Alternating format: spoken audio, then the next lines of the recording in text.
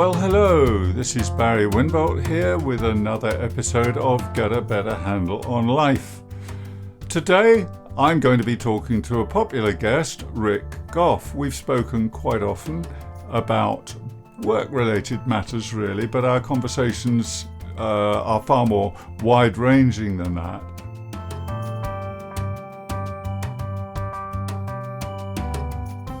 I've noticed that Rick's episodes get quite a lot of traction on the podcast, and I met him recently. He's a friend of mine as well as a podcast guest, and he suggested that how to say no at work might be a useful topic to cover. So, without more ado,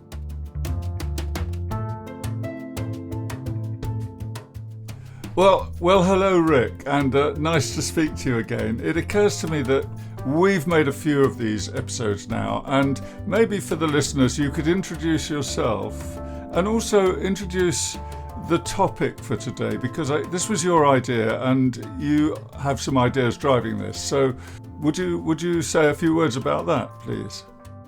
Absolutely, Barry. So my name is Rick Gough. I work for a large multinational. I've been there for about 27 years. Done a variety of little jobs before that, but this has been my kind of main career since then. Started off in quite a junior position.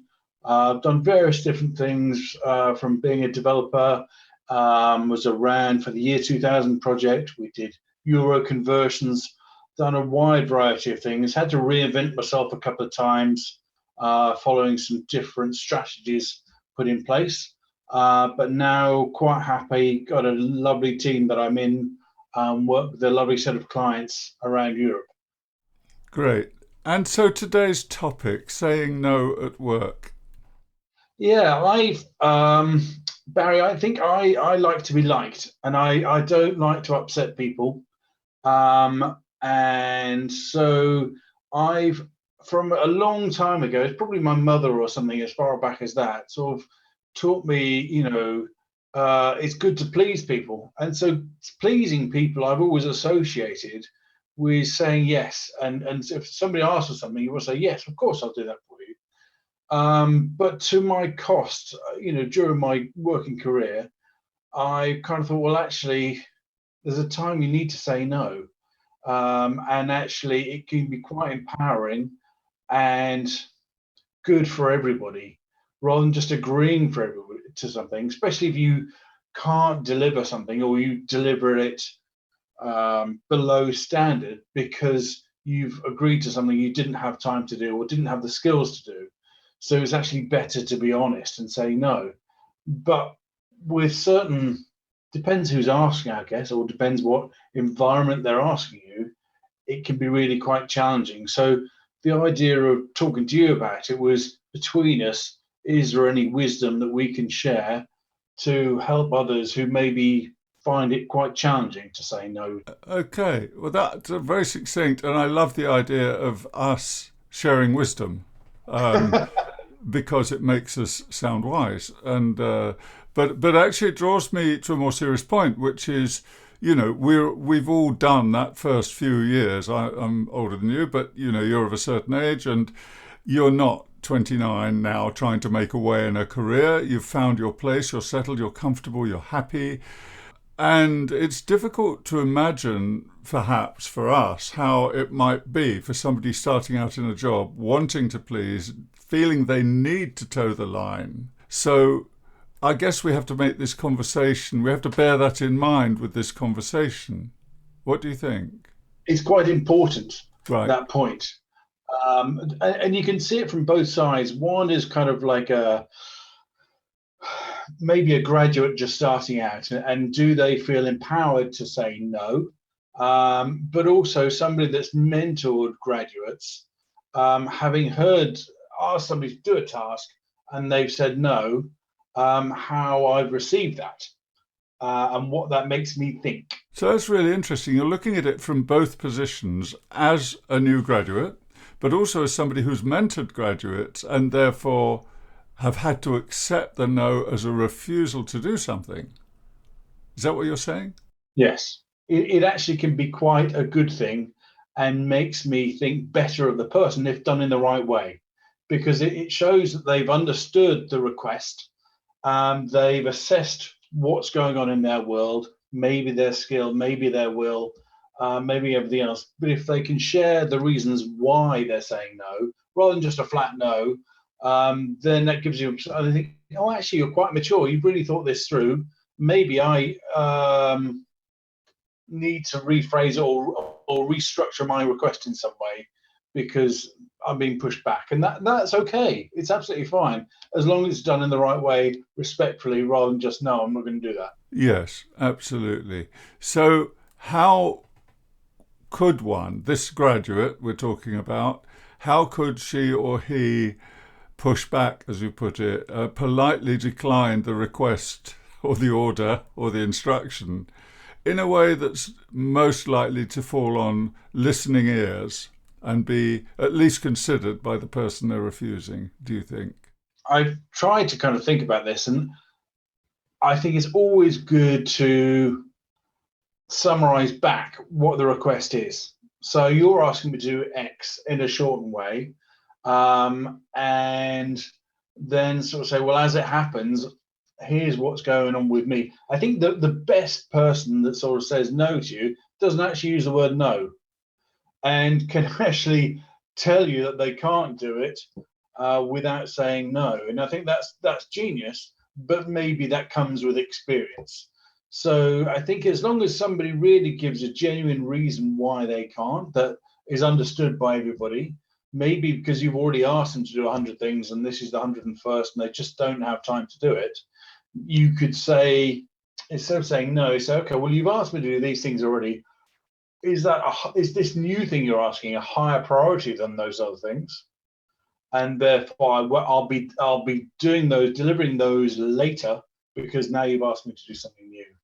And just trying to give some rationale, but without being arrogant about it, lippy about it. Yes, in a considered way. And one of the standard responses that I used to talk about when I was doing the difficult people seminars, for example, was to say, I would love to do it. However, I've got a lot on my desk right now. Can you help me prioritize this? Because I recognize blah, blah, blah, that my time is limited and this, that, and the other. And that, I suppose, it draws my attention, as I'm thinking that through, it draws my attention to the fact that the person who is refusing has to have been thinking about their work in a fairly constructive and planned way. They need to be that type of person already. If they're just somebody who's running like a headless chicken and stressed and overworked and feeling they just can't take any more on, they may not have the presence of mind at that time to present their case coherently and intelligently and in a way that doesn't sound like an outright rejection or refusal of an instruction. And of course, all of this presupposes that the working environment of this hypothetical graduate is conducive to having a collaborative conversation, and that it is a respectful environment that allows people to speak, because, of course, that isn't always the case. Yes. So when to say no, was one of your bullet points. When does one say no? I think you've probably outlined that, really, haven't you? And what about if you don't feel it's your job? If you feel that you're being given the job because you're productive, but the person next to you really should be doing, and this is the 49th time that you've picked up the slack for somebody else? I think then you've got to understand why that person is asking you to do this. Why is it that, because they must know that it's actually somebody else's job. Is it because actually you've done it so many times, you can do it quickly, and therefore I just know that I can rely upon you? So it could be quite a flattering reason. Yeah. And saying, do you know what, I'll ask Barry to do this because I know he's dead good at this. He's not supposed to, but it cuts a corner for me, right. And I know they late and get this done. It's not for today's topic, but it could be for more sinister reasons of power or control or bullying or something like that. Yeah, but usually not, let's assume. No. And also that then suggests that the person doing the asking should also have the respect for the person they're asking, to keep them informed and let them know why they're saying, look, I know this may seem unfair to you, however, and of course they too, the asker, may be under tremendous pressure themselves and not really thinking straight about how they're dishing out or delegating work, I suppose. I think that's really important, and I think it could be that just simply lack of awareness of what the other person has got on their plate and said, "Oh, well, I didn't know that you were, already Mm. doing something." Is there more of a risk, do you think, in this sort of area we're talking about now, which is asking somebody to do something without really considering the impact on what you're asking them to do? Is there more of a risk with remote working, do you think? Oh gosh, that's a really good question, isn't it? I think that we have matured a lot and got a lot more used to remote working. Like today, we've got the camera on, we can see each other, and I think that clearly it's easier to say no if you're not looking at somebody, or saying no via email or text or something like that. There's not that emotional connection with somebody. So if you're in a room, you may find it more intimidating to say no. But I'm not suggesting that if you're going to say no, turn the cameras off and do something else, because that won't do you any favors long term. But I think there is something there to say yes. It will be harder face to face. Yes, and I suppose we're still at the beginning, really, of remote working. I mean, it's going to be a long time before it matures into something that's in everybody's mind, and we know what it means. We know what the etiquette is. Anyway, that's another subject. So, are there any dangers in saying no? Because obviously, people are You touched on it earlier. People are quite cautious about refusing. I think it's not going to look good on you if people keep asking you to do something and you keep saying no. Then you have to think about your brand and about what people will perceive about you, and Mm. you kind of think, okay, well, and when it comes to promotion or giving out year-end ratings, if you're somebody that has a reputation for saying, they'll probably say no. I'll ask them anyway, but they'll probably say no, and not prepared to stretch themselves or take the odd risk here and there. I think that won't look good for somebody. But no, but you have to balance it and say, okay, well, when you're doing that assessment to say, okay, the pros and cons of saying yes or no, is that in your mind you know what you can do, what you're willing to do, what you've got available. But there's also, what are the benefits of saying yes? Is this somebody I want to impress? Is this somebody I want to please? Can I do this task? Am I going to learn from it? What will I benefit from doing this? And I think that sometimes it's that will outweigh the cost of sort of saying no, I'm not going to do it. But we're here to say about saying no, not yes, aren't we? Well, yes, we are. But then equally, if you are saying yes when you're feeling no, just what you've just added is very important because, for example, I might take on a project and say yes to something which instinctively I feel is not a good move because I've got so much on my desk at the moment and I've got things coming up. But on the other hand, it's very exciting. It's something I'd like to do and that from which I will learn or grow or develop or might open new opportunities. So I might have to work a bit harder or put some extra hours in to fit it in. So there may be times when we would say yes against our better judgment, but our judgment actually says this could be a good career move or this could be useful. I suppose the problem is of saying no for a lot of people is that they just don't feel they can. In their position, they don't feel they have the freedom to manage their workload by saying, actually, thank you for asking, but on this occasion, I'll pass, or finding some way of saying that, which would be well received. Yeah, we touched on that earlier, isn't it? And it's a balance, isn't it, of just trying to be aware of what your responsibilities are, and making sure that you are trying to have a fair response to everything. If you say yes but you can't deliver, that's not a great outcome. But if you say no and there's a sort of negative theory on your head, I think if somebody says no to me, say, Barry, can you pick these apples up off the floor? You say, no, I'm not doing that. And you think, oh, okay, well, why is that? No, I haven't got any explanation. You just said a flat out no. But if you said, actually, Rick, I'd love to pick those, as you said, I'd love to pick those apples off the floor. At the moment, I've got a really bad back. Then you I've got some empathy towards you. I've got an understanding of why. And actually, sometimes you can end up respecting somebody a bit more because they're empowered to say no. And actually, our relationship is in that place where we know each other and look out for each other enough, and you can say, okay, well, actually, I respect your no, and that's fine because I understand the reasons behind it. Yeah, and I suppose actually we're dancing around a bit about the idea of the relationship between the asker and the, in this case, the refuser, because it may be, if they have a good working relationship and there's generally a fairly collaborative environment between them, then they might, the person who's being asked might be able to say, well, look, I'd normally do it, but today or this week, I mean, it's just going to be impossible. I've got the show coming up on Monday and I've got all of this work to do. However, I can see that you need it done.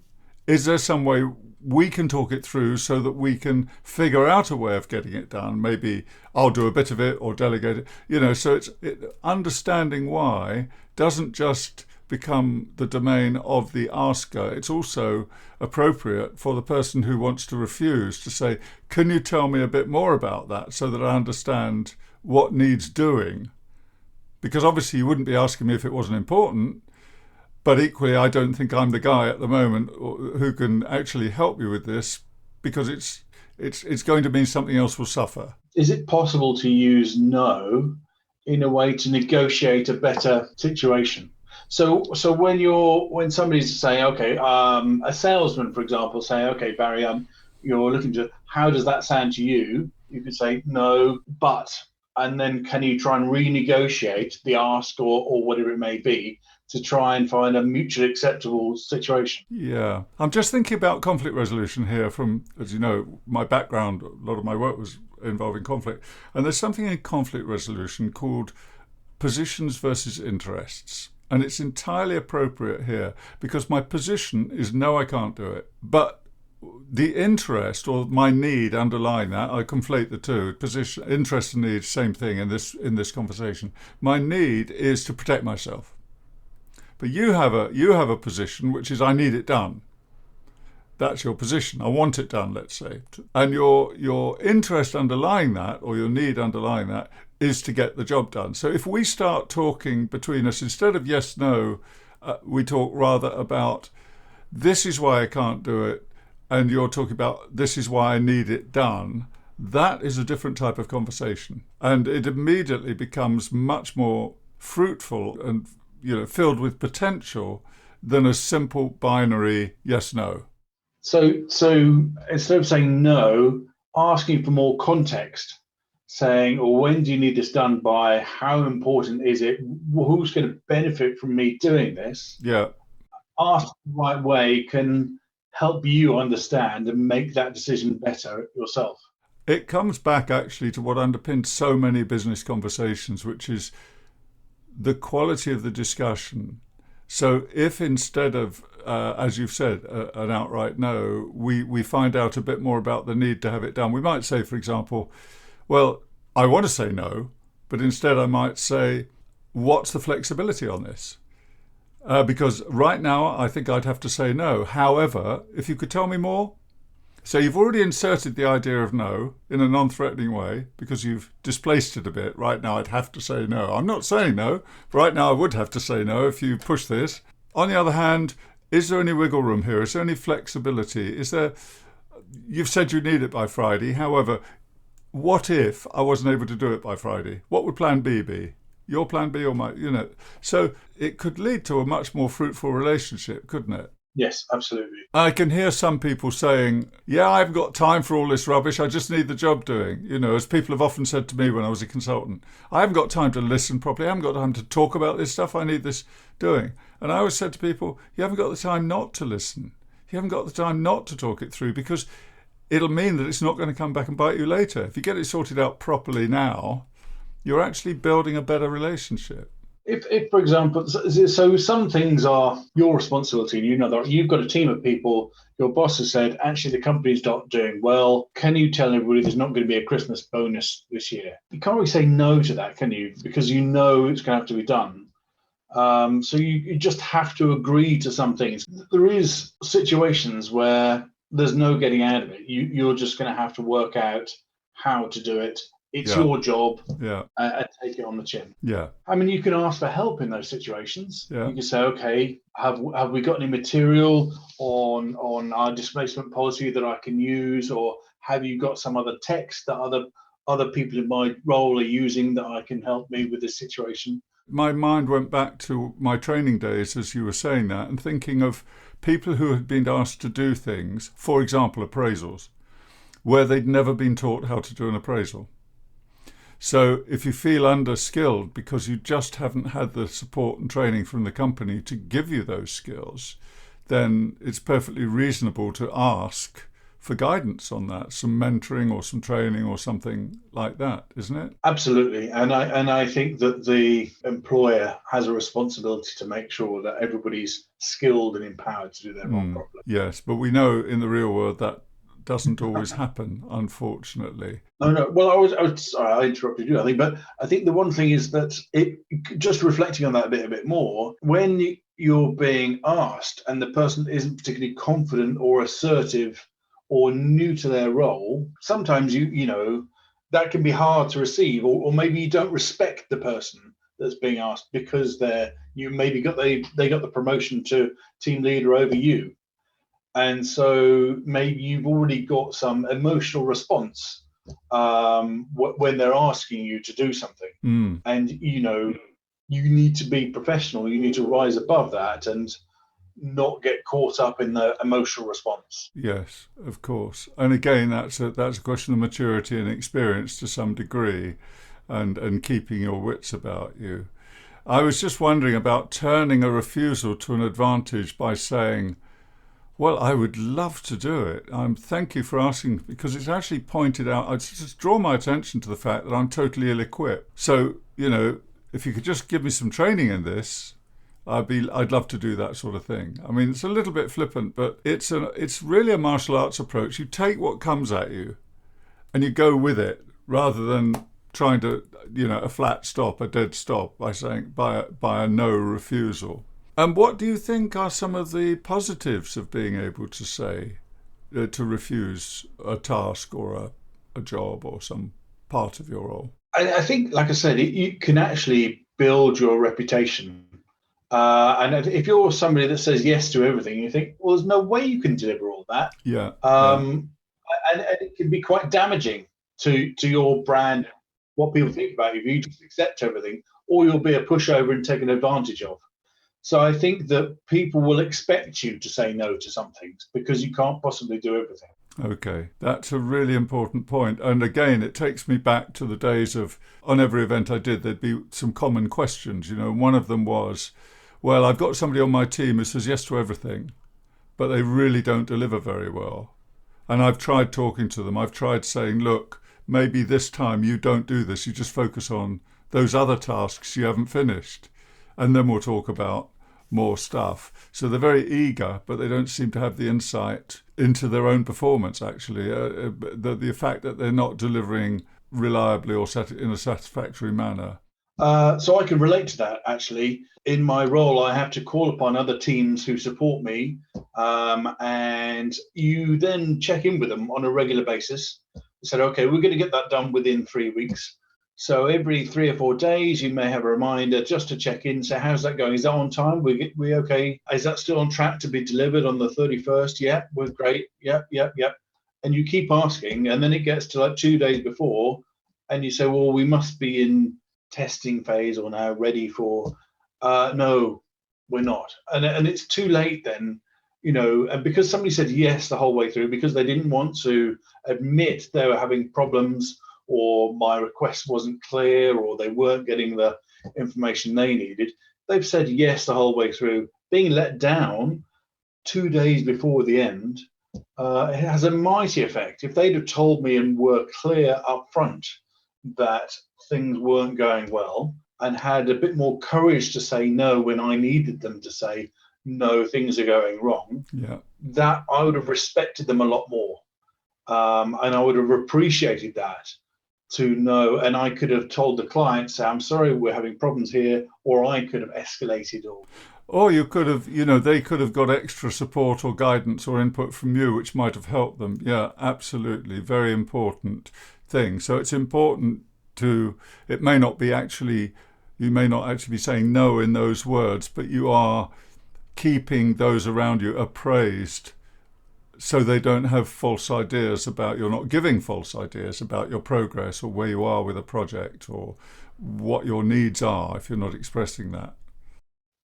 Yes, because you have a responsibility to keep everybody aware, and saying, no, I'm not on track, things are going wrong, is perfectly valid.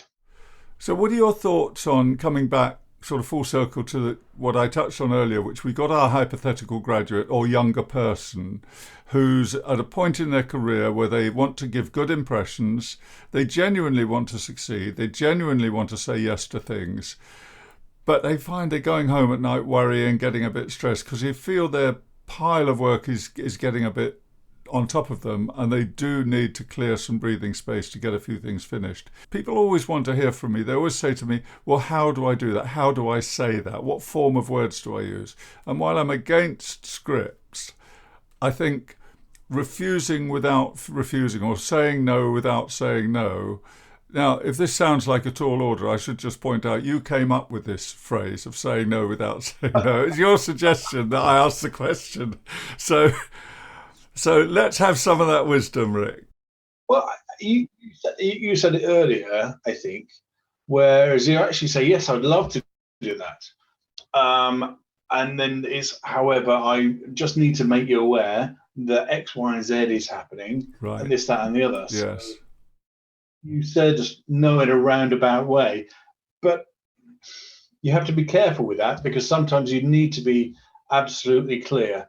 I couldn't agree more. Hedging a refusal in rather woolly or abstract terms, you can leave somebody with the wrong impression. They may well hear, if it's what they need to hear, they will hear, yes, I'd love to do that. And they may zone out with the however, not fully take it on board. So you need to summarise the conversation a bit at the end and say, so are we agreed this and this and this is going to happen? Have we heard each other? Have we understood? Just basic good communication practice. Yes. And I suppose then I mentioned also that one might say, well, it is the sort of thing I'd like to do, but I don't feel equipped because I haven't had that bit of the training yet, or something like, if I genuinely think it's outside my ability to do the best job, because I either need more information or more skill. Yes, because you can be very flattered by somebody. So somebody said, oh, Barry, I know you're really good at delivering these webinars.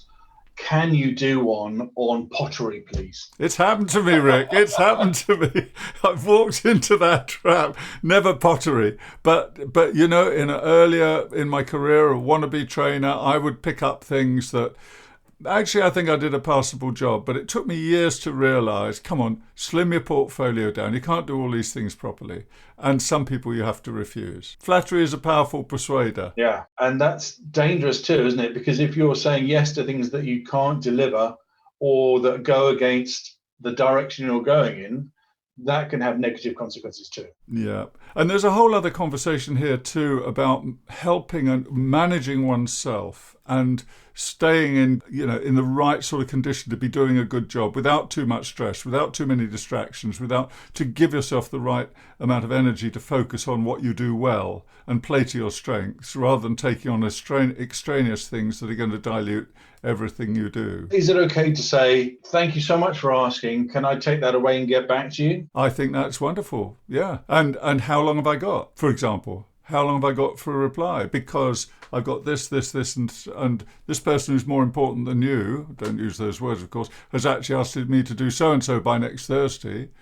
So perhaps you'd have a word with them to let me off that hook or something. So again, it's back to a conversation, isn't it? Yeah. Well, look, Rick, we're coming to the end of this. As ever with our conversations, I know there's a lot further we could go with this. So I'd just like to wrap up today and say, thank you very much. I've really appreciated the conversation. With your permission, we'll revisit some of this stuff, and so regular listeners can know that they'll get more of Rick Gough's tremendous experience and insight. Thank you. And if anybody hears a good version of saying no, or hears any good techniques, then please add them to the comments. Yes, that's a really good suggestion. It might throw up some questions that we could discuss again, or anything else that's relevant. If people are listening to this and they've heard the sorts of things we discussed. Yeah. So, Rick, thank you very much, and I've really enjoyed our conversation. Catch up with you again soon. You're very welcome, Barry. It's been a pleasure. Thank you for your time. My pleasure. Well, thanks once again to Rick Gough for the very enlightening conversation. We will continue with this, and Rick suggested to me before I wind up here today, if you have any examples about where saying no went wrong for you, or likewise if you have any suggestions about how one can gracefully decline, gracefully say no, refuse to do something, and even enhance one's reputation in so doing, whatever it is, your examples please, good, bad, indifferent, and we'll build them into a later podcast episode. As ever, this is me, Barry Wimborne, saying thank you very much for listening, and have a good week. All the best. Goodbye.